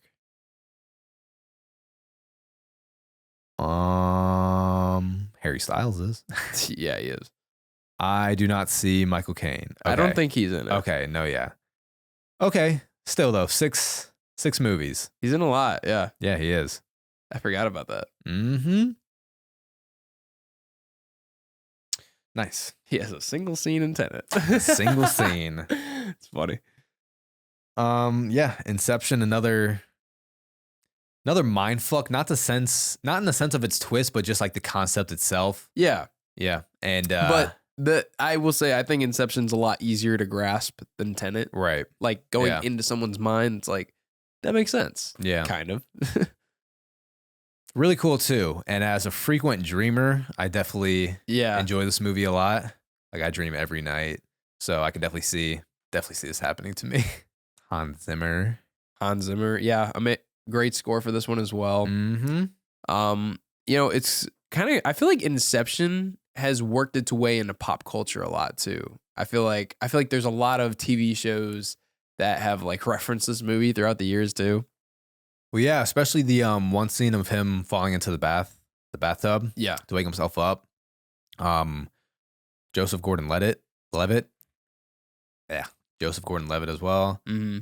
It's great in this movie, and that whole hallway scene. Yeah, no, and that is part of the reason why I also have it at 4 is like the visuals in this movie are really cool. Oh, so good. They're really cool. They are. I mean, that whole hallway scene, again, practical. They built a 100-foot long hallway. Yeah. And spun the hallway, and they had to rehearse and choreograph for a few weeks of how to shoot that scene. And Joseph Gordon-Levitt, did his own stunts during that scene as well. Wild. Gorgeous looking movie. It's crazy to me how much of his stuff is practical, because you see some of it and you're like, how do you create that? I know. Like how much time. Yeah. But how quickly they also have to build those sets. Yeah. But believe it or not, Inception was not shot with any IMAX cameras. It was one of the only movies that they didn't shoot in IMAX. Interesting. Mm-hmm. But yet, it's such a grand and epic movie. It is. So at the end of the movie, Yeah. was it a dream or not? Or was it real life? I think it was real. Think it was real? Yeah. You like to think it was real? Wasn't it like, I thought it was like confirmed. I thought we had a confirmed answer on this. I don't know if it was ever confirmed. Also, knowing Nolan, it's just like, whatever the audience thinks. Leave it up to interpretation. Yeah. I think it was real, though. I think it was real. I would like to think it was real. Although I don't think we ever see the face of his kids, do we? All right. Number 3, what do you have? Number 3, I have The Dark Knight. Okay, I also have a Dark Knight. Yeah. Interesting. Yeah. I thought you would be higher. I know. higher on the Dark Knight. I know. Not that you aren't high on it, but Yeah. knowing you, Yeah. I was like, I don't think anything's touching Dark Knight for you. No, it's I think I'm upon like, the rewatches of these Christopher Nolan movies, Yeah. and I don't know. I think just getting like better acquainted with like his style too. Yeah. Is like helping me understand like How different the Dark Knight trilogy really was from his other movies. yeah, and I think, and it is held up a lot by Heath Ledger's performance as the Joker, and like, not that that's a bad thing, but I just I think the top 2 movies just like really make you sit there and think, Right. which I think is why I like it so much. Mm-hmm. Why I like the top 2 so much. Yeah. Yeah, no, I agree. I think if I saw the Dark Knight in IMAX, I mean, it would still, I don't think it would move up in my ranking, but I think I would just love to see it in IMAX because Yeah. I wasn't able to Yeah, when it first came out. sound design in Dark Knight is really good. Yeah, really good. Again, practical effects are really good with flipping over the 18-wheeler. Always with All the practical effects. Yeah, man. blowing up the hospital. The 1/3 scale model or whatever he did. Yes. For the whatever scale he did for the tunnel scenes underneath. Yeah, with the tumbler. With the tumbler. Yeah. Yeah. And speaking of which, I forgot to mention in The Dark Knight Rises, when that opening scene, when they hijack the airplane and Yeah. they have an airplane hanging from the other airplane, Yeah. that was real too. Yeah. Insane. Yeah. And dude, he his said- his practical effects are It's crazy. insane. And Christopher Nolan said that was one of the highlights of his career too, because they were able to shoot that scene in 2 days. Dang. Yeah. So that's pretty impressive. I would say The Dark Knight is the best looking of the Dark Knight trilogy as well. Mm-hmm. In terms of, I really love the color palette of this movie. It's got more of a dark blue. It does. Yeah. Hue to I mean, it. and I feel like they, capitalize on that vibe with the poster covers and everything. Yes. Yeah, because like they use that like dark blue Yeah. for Yeah. with the Joker images. and Yeah. everything Batman like Begins that. was warmer Yeah, with a, like an orange hue. yeah. Yeah, Dark Knight was blue. And then honestly, it really is the Dark Knight Rises that kind of loses that it's like white. flavor. It's like white very because neutral. it's all daytime. Right. Yes, Dark Knight Rises that really loses the sauce. Yeah.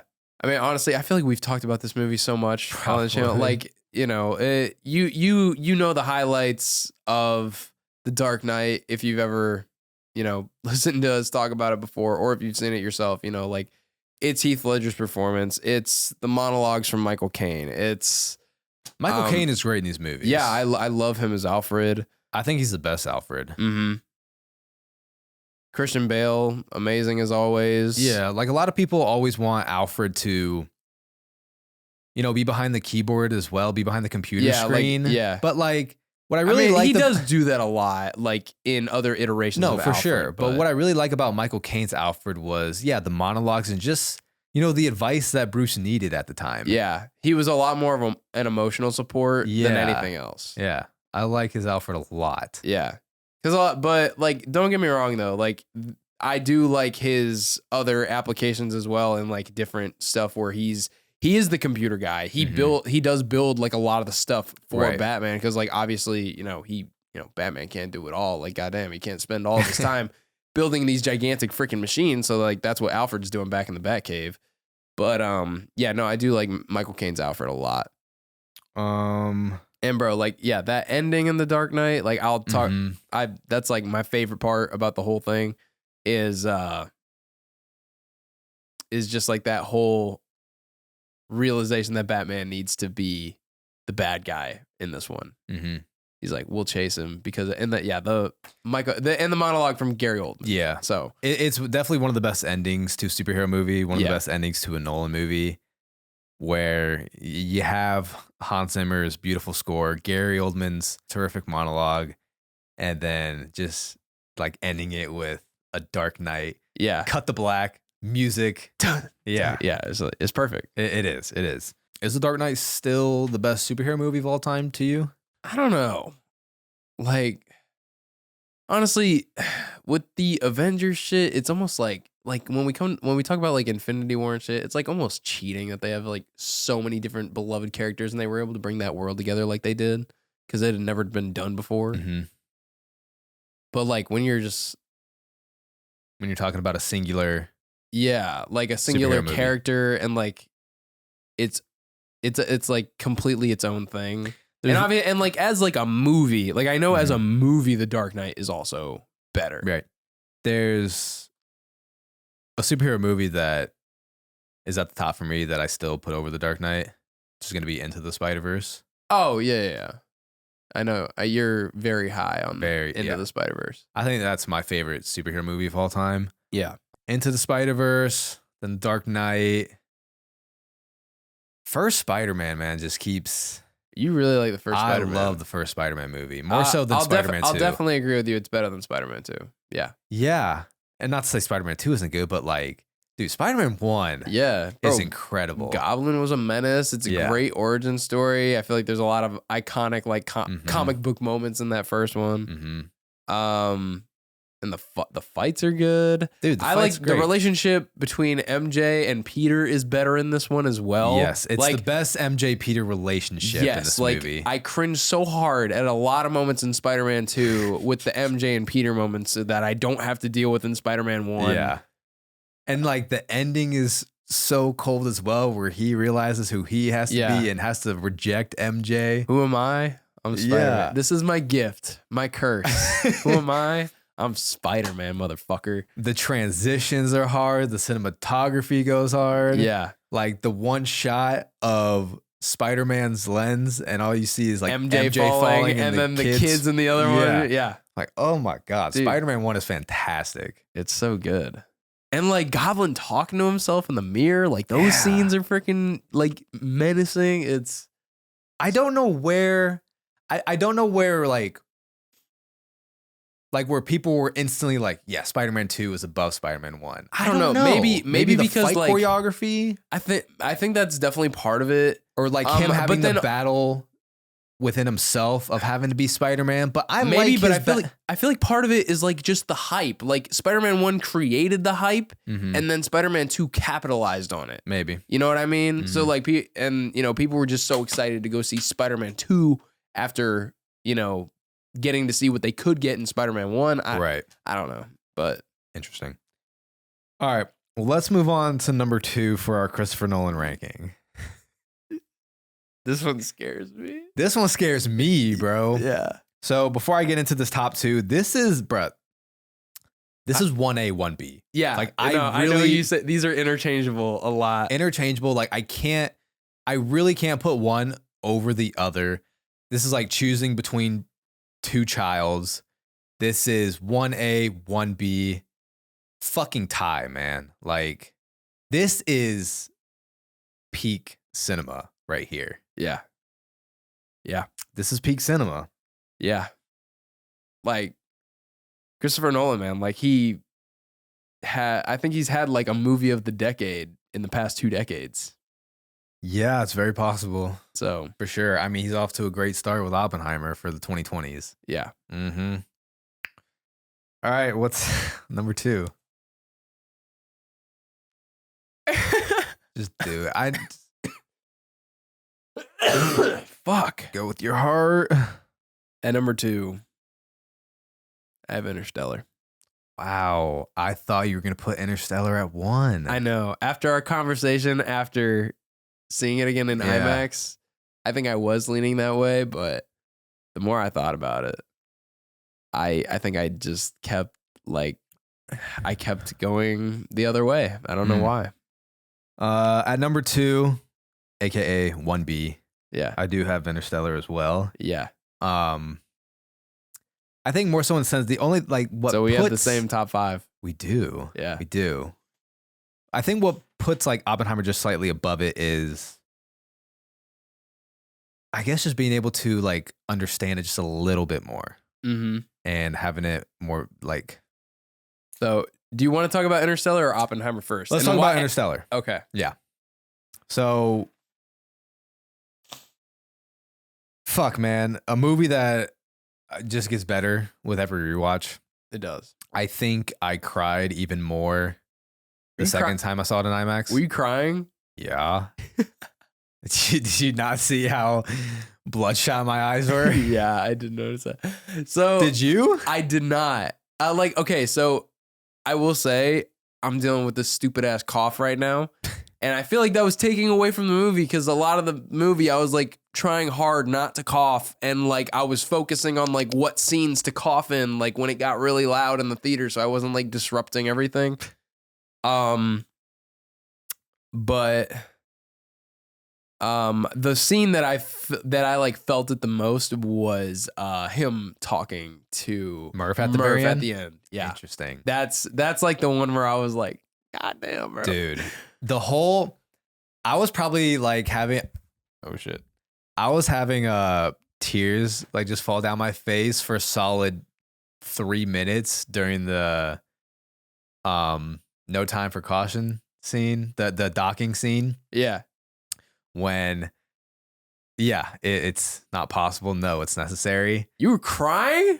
Yeah. During Just from how gorgeous. Are you kidding me? Dude, no, I'm not. What the hell? It's, oh God. It wasn't even sad. He was I know. just crying out of being impressed. What the Yes. hell? Yes. The music, cinematography, holy fuck. And then the detached scene sent me as always. Oh yeah. Yeah. When Dude, Brand looked wrecked I when he know. was like, I know. just leaving her and there. then him just saying we agreed 90-10, yeah. you know? Dude, And- that honestly, the little comedic moments Yeah. that kept coming back, that whole thing about settings of truth Yeah. and humor and everything. Yeah. I thought those were always very funny. I thought those jokes landed very well. Tars is an MVP of Interstellar as well. Tars really is, bro. Tars might be the best robot in a movie. Who voiced Tars? I was thinking about that. The voice actor for Tars was Bill Irwin. His other credits are The Grinch Who Stole Christmas, What?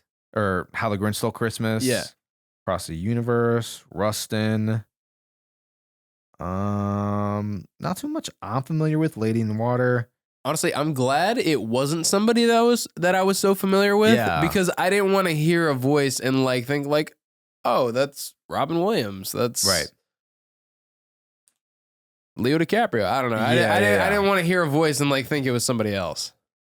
You know, you also have your Interstellar hate propaganda people out there like Alex Coleman, who, is starting to see the light. Yeah. He saw it in IMAX, bumped it up from 2.5 stars to 3.5. Oh my goodness. Love you, Alex. And shit, man. What other scene had me fucking, yeah, like I was talking about earlier, that whole sequence with the song Coward and him finding out about Dr. Mann's been lying. Yeah. And Murph realizing what she needs to do right after learning about how Professor Brand has been lying the whole time. Yeah. Like that whole sequence is just so fucking fantastic. The music, Interstellar is probably my favorite movie score of all time. Yeah. Gotta be the best score of the 21st century. It's a really good fucking score. It's so fucking good. It's a And really I always good went score. back, recently I always went back with, Oppenheimer and Interstellar for the better movie score. Because Oppenheimer, when that came out, instantly became one of the best scores that I've ever heard as well. Yeah. It's like, holy shit, this is instantly going to win best score at the Oscars. And then after seeing Interstellar a few times in IMAX, I'm like, Interstellar is the best movie score of all time, bro. Did Cooper learning the truth about how Plan A there was never a Plan A? Did that scene get you at all? Like teary? Yeah. No, No. that didn't get me tearied. I don't know, cause I don't know, seeing Murph super broken up about it. Hearing Murph broken up about that, Yeah, for sure. yeah, and like Bran too, bro. Yeah. She was just as devastated to hear that lie. Yeah, there was quite a few different drafts for how Interstellar was written as well, because the first part of Interstellar, like the first half of Interstellar, where it takes place on Earth, was a lot of his brother Jonathan's writing, and then the second half was Christopher. And a few drafts had it to where they lived in California, and the NASA base was on an island off the coast of Santa Monica, and a drone led Cooper there instead of them finding coordinates from the gravity. Yeah. And it was, and then there was like a whole thing to where when Cooper and all the other scientists were on Dr. Mann's planet, they like fell through the ground and saw that there was no surface. No, that Chinese government had already been there, and there was this whole underground base that Chinese robots had built for over 4,000 years because of like time and everything. Yeah. And it was like, and when they got to Dr. Mann's planet, they found a Chinese flag, a China flag blowing in the wind instead of an American flag. So like that China had got there before they arrived. Interesting. Yeah. And Doyle, who died on the Miller's planet from the water. Yeah. He locked up Cooper in one of in a cell on like the Chinese government, and he wanted to go through like the wormhole, but then dies instantly. It's like a whole nother story for this draft. Interesting. But I'm really happy with how the way it turned out. Yeah, no, it turned out perfect. Yeah. Like Dr. Mann's lie, that was freaking big. That was big. Hey, ready? I'm about to be one of those annoying film talk podcast people. Let's hear it. Did you know that Nolan's team grew 500 acres of corn and sold it for a profit? Yeah, I did. Did you know that every tick in the song Mountains is a day on Earth? Yes. Yeah, I'm done. There's actually one more cool fact. About to flood the comments with make podcast equipment more expensive. Hey, wait, let me look it up. All right. Well, you know what? I got this fun fact from Alan Tasai or Alan's. Do you know that guy? Yeah. This is actually a cool fact. Which is what? I'm gonna just let him tell you. Really? Do you know that for Interstellar, the black hole is so scientifically accurate Yes, I that do know each this. frame took around 100 hours to render in the physics and visual effects engine? That means every second on screen took about 100 days to render. Pretty cool. That's pretty crazy. Also, honestly. the black hole is so scientifically. I hope I don't get flagged for that. I'm like, I mean, if I don't post it on TikTok, you won't. all right. But also, yeah. Alan Tasai. That is all his. And yeah, the black hole is so scientifically accurate that when they published about it like 4 years later, the image, or when they were able to publish images of the first black hole, Yeah. It almost was identical. I know. I thought that was crazy too when we finally got actual images of the black hole. I was like, bro, this is exactly like Interstellar. Yeah. So that shit was that was very cool. It was very cool. I like how scientifically accurate this movie was able to be. Mm-hmm. And I thought the location scouter did a great job with finding places on Earth that really resembled a different planet. Yeah. Because the scenes back at the barn at their house took place in Alberta, Canada. And then the exterior shots of the NASA base was in Colorado. And you can kind of get that vibe too from all the mountains. But then, the rest of the planets were shot in Iceland. Like Dr. Mann's planet was Iceland. And then even the Miller's planet, the water scene, was also in Iceland. And yeah, it was a really great environment and really did feel like other planets. Yeah. Dude, Miller's Planet is terrifying. Yeah, it was. Oh my God. Water, fuck that. Dude, holy shit. And he's like, oh my, just like inconceivably large waves. Like that's just insane. Terrifying. He's like, they're not mountains. They're waves. They're waves. And as great as this movie is, having an 8.7 on IMDb, it does still have a 73% on Rotten Tomatoes, Despicable. which like isn't a terrible score at all. But No, but for how good this movie is, for having an 8.7 on IMDb, I don't think you usually find 8.7 on IMDb's that would have 73% on Rotten Tomatoes. no, you normally find a higher Rotten Tomatoes Yeah. versus the IMDb. versus the IMDb. So, And it did get 5 Oscar nominations for Best Original Score, Best Production Design, Best Sound Editing, Best Sound Mixing, Best Visual Effects, but only 1 Best Visual Effects. So it only came away with 1 Oscar win. Hans Zimmer did not win for his musical score of Interstellar. yeah. Christopher Nolan was not nominated for Best Picture. Christopher Nolan was not nominated for Best Director Ridiculous. for one of the greatest sci-fi movies of all time. Even the Fifth Dimension scene. Practical. Yeah, I know. That's what I was bringing up. Yeah, that was also practical. Yeah. Insane. Wild. Yeah. Would never have guessed that. No. It's truly remarkable what practical effects Nolan's film has. Yeah, and like what he's able to accomplish Yeah. practically. Like scenes that you would never think would be practically done. Yeah, you're like, man, with computers these days, Yeah. it's like, you know, you don't give it a second thought, but Mhm. nah, man, he is doing that shit practically. Yep. But let's move on to number 1. Well, number 1, we have Oppenheimer. We do have Oppenheimer. It is a magnum opus. Yeah.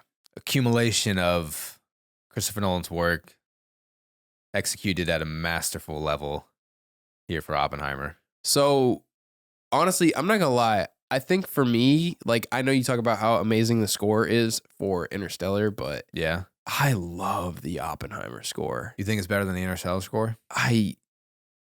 A little bit, honestly. Like I love the Oppenheimer score. And also, I mean, both of them are in my top 5. yeah, like the third act for me is obviously what seals the deal for Oppenheimer, and the fact that like them relating the ending of this movie to like today as Yeah. well. Like, bro, that like final conversation between Oppenheimer and Albert Einstein, where he's like, "I believe we did." Yeah. That like I just truly felt like the weight of everything that just happened in this movie. Well, on top of that, in that sequence with the way the music drops Mhm. and then seeing all of like the nuclear Our modern missiles. nuclear weapons. Yeah. I'm like, Yeah. yeah, you're fucking. You were exactly right. It's definitely one of Christopher Nolan's endings that really gets you thinking Yeah, about humanity.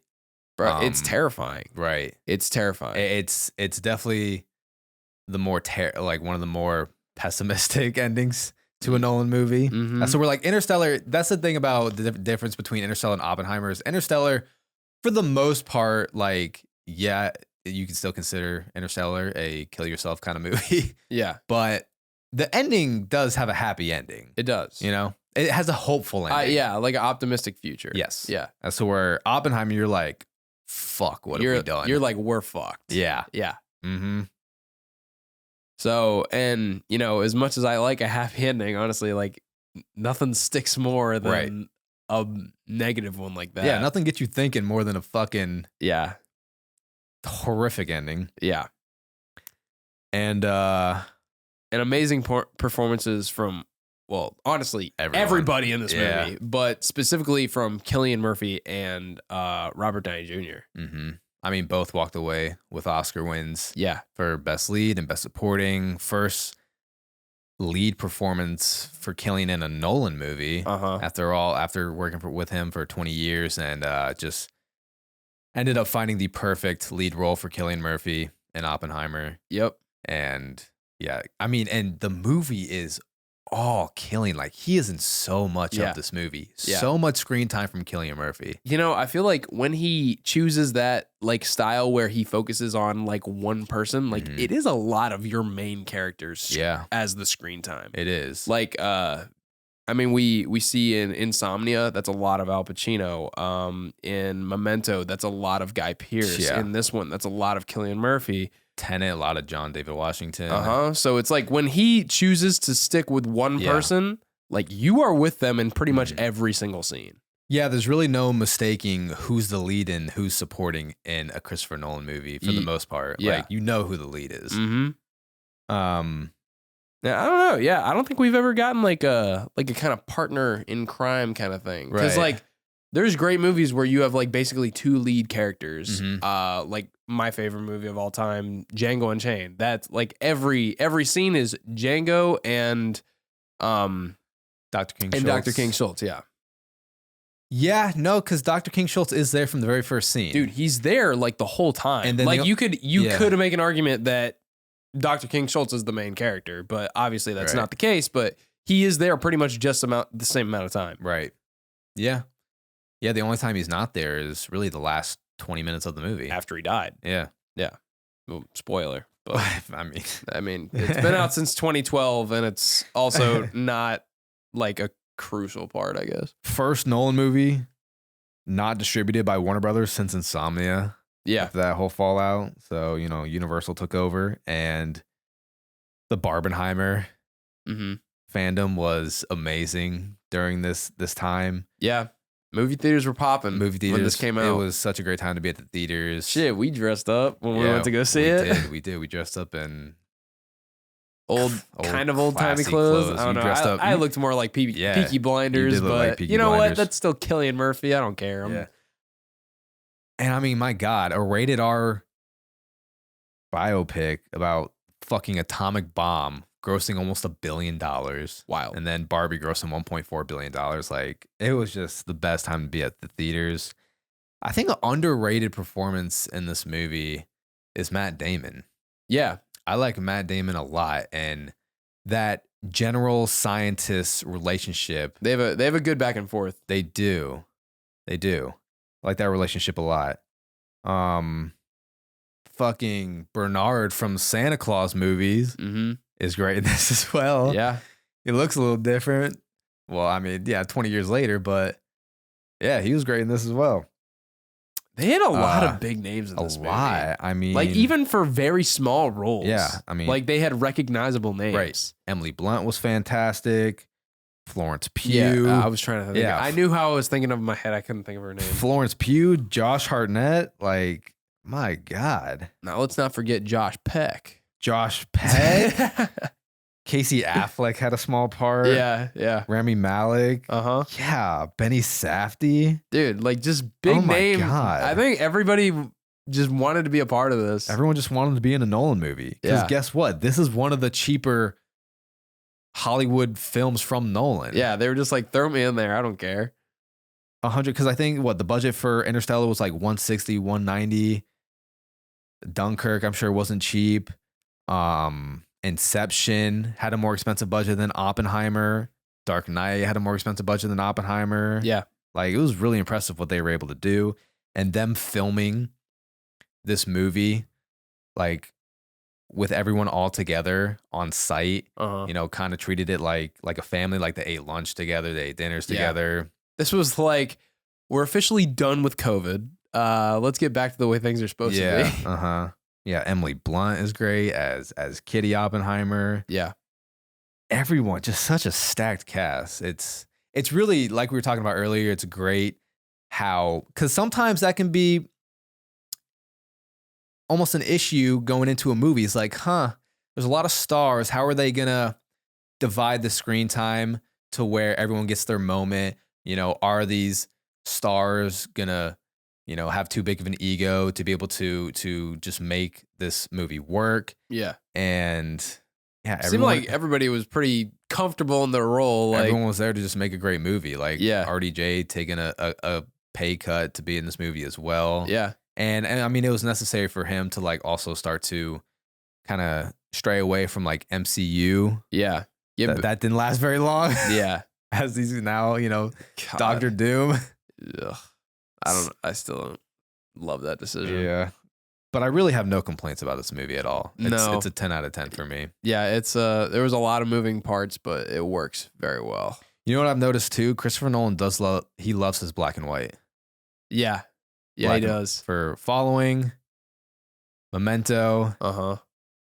Oppenheimer. Mm-hmm. It is very fun going down a director's catalog. Like just just going down the list, because you really do get in tune with their style of how they like to do their movies. So it's interesting to see what you notice as you just continue to watch one director like back to back. 10 out of 10 movie. I don't know what else to say about it. Cinematography is beautiful. It's amazing. It had 11 Oscar nominations and amazing practical effects as well. Yeah. Sound design is awesome in this movie. won seven Oscars. So Yeah. I don't think Doom Part 2 is going to get the same treatment, unfortunately. But yeah, Oppenheimer swept. And deservingly so. Cinematography is so fucking gorgeous. Hoyt van Hoytema, fantastic cinematographer. One of the best of the 21st century. Then you got, Greg Fraser, who's been cooking as well. Yeah. It's funny You because love Greg Fraser. I do, because you got Hoyt van Hoytema for Nolan movies, and then you got Greg Fraser for Denis movies. Yeah. And then I know Roger Deakins has also done a few Denis movies that look gorgeous. Like I think Roger Deakins did Blade Runner 2049. Uh-huh. I fucking love a good cinematographer. It makes an impact. It does. It really does. All right. Well, that's the list. We practically have the same one. Kind of do. Maybe we should have just done a group ranking. Maybe, man. Like, I mean, well, I was higher on Tenet than you. You were so. only by like by like 3. Yeah. You had it at 7. I had it at 10. Mm-hmm. Yeah, Tenet just wasn't grabbing me, man. Also, the bad guy was like, I don't know. I didn't love the bad guy. You didn't like the motive. Yeah, it just felt weird. So, well, there you have it. Like I said, it can move up. But. Yeah. So my list, I have Following at 12, Insomnia 11, The Dark Knight Rises 10, 9, Dunkirk, 8, The Prestige, 7, Tenet, 6, Batman Begins, 5, Memento, 4, Inception, 3, The Dark Knight, 1B, Interstellar, 1A, Oppenheimer. And for my list, I have 12 Following, 11 Insomnia, 10 Tenet, 9 The Dark Knight Rises, 8 Dunkirk, 7 The Prestige, 6 Batman Begins, 5 Memento, 4 Inception, 3 The Dark Knight, 2 Interstellar, 1 Oppenheimer. I did flip that. Yeah. I did flip that. Oh, wow. Damn. Yeah. Oh. Yeah, man. Yeah. Honestly, Top 2 is I'm great. not gonna lie. That edit that I just showed you today may have Oppenheimer? helped put Oh my Oppenheimer God. up. Dude, edits are sick. They are. And I've been seeing a lot of Interstellar edits too that have been fantastic. But let us know your Christopher Nolan ranking in the comments. One of the greatest filmmakers of all time, possibly the greatest filmmaker of the 21st century. The man has really nailed the sci-fi genre. Yeah, he has. Him and Denis have really nailed the sci-fi genre. And it's really funny to see his maneuver between starting with like more crime thrillers and now just like kind of sticking with sci-fi. Yeah. Because I did think that was very interesting watching Insomnia and Memento. Yeah. I was like, this is a lot of just like crime and murder suspense. and it was interesting. Yeah. He took a very hard turn in the kind of movies that he was making. Mm-hmm. But a lot of them still plays on the same theme with time. With time. He loves time. It's so funny. I'm like, honestly, like that would be my biggest question. I'm like, what is your deal with time? Like what fascinates you so much about this? That you can't get it back. I mean, I guess so. Can't do anything about time. Time's scary. I think time is scary as fuck. I mean, yeah. And especially when you start dealing with like time travel and shit like that. Yeah. But I don't know. That's going to do it for this episode of DuckTakes. Thank you if you've made it this far on this long episode. But how can you not when you're talking about Christopher Nolan? Happy holidays to y'all listen to this episode. We got the holidays coming up, Christmas, New Year's. And Hanukkah. Didn't I already have? No, I'm dumb. Dude, it literally goes on like till Christmas. Oh shit. Yeah, I'm dumb. Happy Hanukkah. Hopefully we can get a Christmas episode out for y'all on the Patreon as well here shortly. So as always, if you want any extra bonus content, make sure to check out our Patreon. Check out our merch, have our movie nights as well. And hopefully TikTok won't get banned in the new year coming up. That is a concern coming up. Definitely concern. If this is it coming up, like obviously, thank you all for riding with us this long. I mean, we'll still do. Yeah, we still got Instagram and everything else. Still got Instagram, still got YouTube. But I will not be able to do this full time, so I'll have to get a job. Yeah. I mean, I know TikTok, they came out with like another app called Lemonade. And but honestly, like I downloaded it to check it out. I was like, okay, like is this a TikTok replacement or what is it? It's a lot like Pinterest, honestly. Interesting. It's not quite the same. Huh. So I don't know. I feel like they should just, if they really do get rid of TikTok, just create something that's like nearly identical and call it something different. Like is that a problem? I don't know. Just say that you didn't use like any lines of code from. It's ridiculous in the first place. Dude, it's everybody so stupid. Everybody knows exactly why they're doing this. Yes. And it's to fill their fucking pockets with money. Yes. That is the only reason. That and control. Yeah, that too. Yeah.